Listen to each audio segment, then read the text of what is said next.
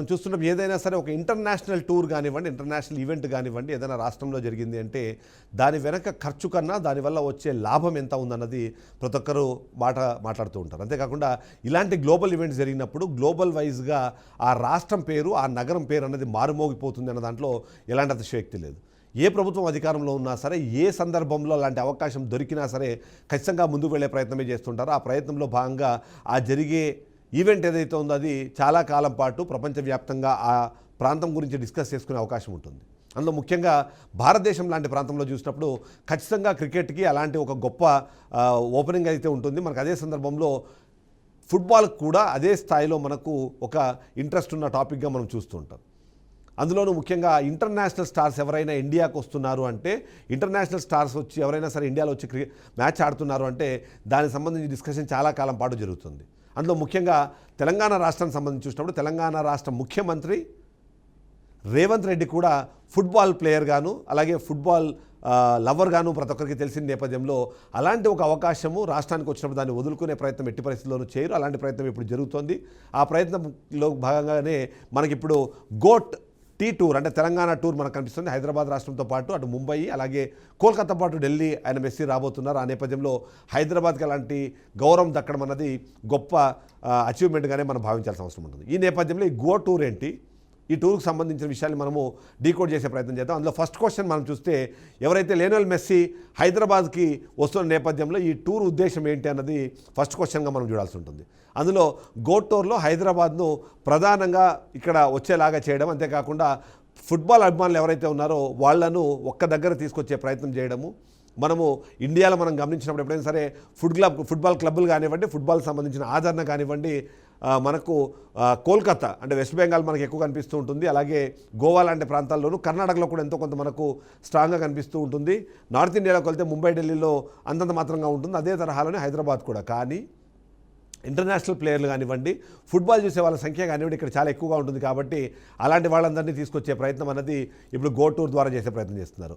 ఇక యువత కోసం ఫుట్బాల్ క్లినిక్లు నిర్వహించే ప్రయత్నం కూడా జరుగుతుంది. ఇక రాష్ట్రానికి గ్లోబల్ స్పోర్ట్స్ ఇమేజ్ ఇవ్వడం అన్నది ప్రధాన ఎజెండాగా ఈ ఈవెంట్ని తీసుకొచ్చే ప్రయత్నం చేస్తున్నారు. ఈ ఈవెంట్ ద్వారా పెద్ద స్థాయిలో ఫ్యాన్ ఎంగేజ్మెంట్ కూడా సృష్టించాలనే ఆలోచనలో రాష్ట్ర ప్రభుత్వం ఉంది. అంతేకాకుండా మెస్సీ లాంటి వాళ్ళు ఈయన గడ్డ మీదకి వచ్చి ఇక్కడ ఫుట్బాల్ ఆడుతున్నారు అంటే ప్రపంచవ్యాప్తంగా ప్రతి ఒక్కరూ కూడా ఈ ఈవెంట్ కోసం చూస్తారు, ఈ ప్రోగ్రామ్ కోసం చూస్తారు, ఈ ఫుట్బాల్ మ్యాచ్ కోసం ఖచ్చితంగా చూస్తారు. కాబట్టి ఎంటర్టైన్మెంట్ పర్పస్తో పాటు భారతదేశాన్ని అలాగే హైదరాబాద్ నగరాన్ని ప్రపంచానికి మరొకసారి గుర్తు చేసే ప్రయత్నం చేయడం అన్నది ఈ టూరు ఉద్దేశంగా మనం చూడాలి. దానికి తోడు మనం ఖచ్చితంగా ఇక్కడ మాట్లాడుకోవాల్సింది, ఖచ్చితంగా మెస్సీ లాంటి వాళ్ళని ఒకసారి చూస్తే చాలని అందరూ భావిస్తారు. అలాంటిది ఫుట్బాల్ ప్లేయర్ అయిన రేవంత్ రెడ్డి ఆయనతో ఫుట్బాల్ గేమ్ ఆడాలని ప్రయత్నం చేస్తున్నారు. కాబట్టి దాన్ని ఖచ్చితంగా అప్రిషియేట్ చేయాల్సిందే. అంతేకాకుండా ఆయనకు ఆల్ ది బెస్ట్ కూడా మనం చెప్పాల్సిందే.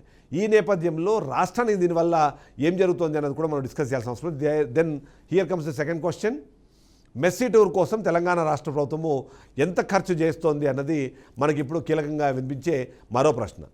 రేవంత్ రెడ్డి ఫుట్బాల్ ప్లేయర్ కాబట్టి, ఆయన ఫుట్బాల్ లవర్ కాబట్టి మెస్సీని తీసుకొచ్చి ఆయన గేమ్ ఆడితే ఆ గేమ్ ఆడేందుకు పెట్టే ఖర్చు రాష్ట్ర ప్రభుత్వం పెడుతోందా, ఆ ప్రభుత్వం ఏంటి పెట్టి చేస్తోంది అనే విషయానికి సంబంధించిన అంశం కూడా ఇక్కడ తెరపైకి వస్తున్న నేపథ్యంలో ఇక్కడ ప్రభుత్వం ఎంత ఖర్చు పెడుతుంది అధికారికంగా అన్న దానికి సంబంధించిన ఎక్కడా దానికి సంబంధించిన ప్రకటన లేదు. కాబట్టి ప్రస్తుతానికైతే దీన్ని ఈ టూర్ ఖర్చులు కానివ్వండి, ఫినాన్స్, స్పోర్ట్స్ శాఖల నుంచి ఎలాంటి విడుదల కాలేదు.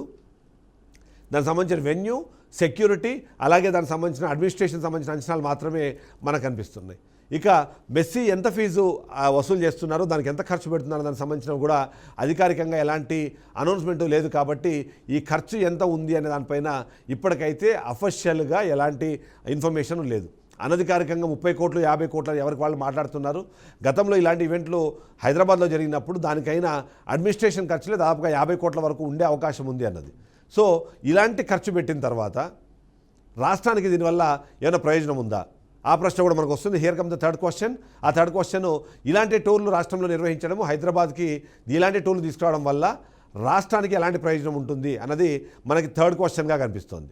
సో ఈ థర్డ్ క్వశ్చన్ మనం చూసినప్పుడు ఇక్కడ కొన్ని పాయింట్స్ మాత్రం మనం ఖచ్చితంగా మాట్లాడుకోవాలి. ఎందుకంటే తెలంగాణకు సంబంధించి ఇంటర్నేషనల్ స్పోర్ట్స్కి సంబంధించిన ఒక రికగ్నిషన్ అయితే మనకు వస్తుంది, అది అలాంటి డౌట్ ఏం లేదు. అంతేకాకుండా ఆయన వస్తారన్నప్పుడు ఆయన చూడడానికి వచ్చేవాళ్ళు, ఆయనతో పాటు ప్రయాణించే వాళ్ళు ఇంటర్నేషనల్ నుంచి ఇక్కడ దగ్గరలో ఉన్నవాళ్ళు, ఎందుకంటే హైదరాబాద్ ఇండియాలో జరుగుతోంది అంటే ఈ దేశానికి వచ్చి ఇక్కడ ఆ ప్రోగ్రామ్ చూడాలనుకునే వాళ్ళకి సంబంధించి చూసినప్పుడు టూరిజము, హాస్పిటాలిటీకి సంబంధించిన ఏదైతే సెగ్మెంట్స్ ఉన్నాయో వాడికి ఖచ్చితంగా ఇన్కమ్ పెరుగుతుంది అన్నది మాత్రం మనం ఖచ్చితంగా చెప్పాల్సిందే.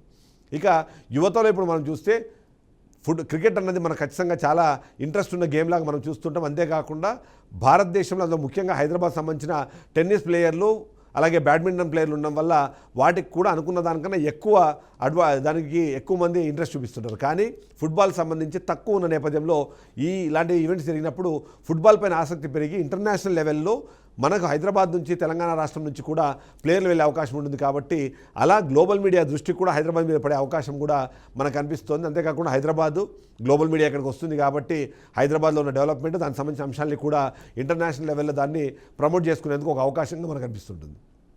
భవిష్యత్తులో ఇంత పెద్ద పెద్ద క్రీడా ఈవెంట్లు చేయాలనుకున్నప్పుడు గతంలో మనం ఏం చేశామో అన్న దానికి సంబంధించిన డిస్కషన్ జరుగుతుంది కాబట్టి అది ఖచ్చితంగా ప్లస్ పాయింట్గా మారే అవకాశమే మనకు అర్థమవుతుంది.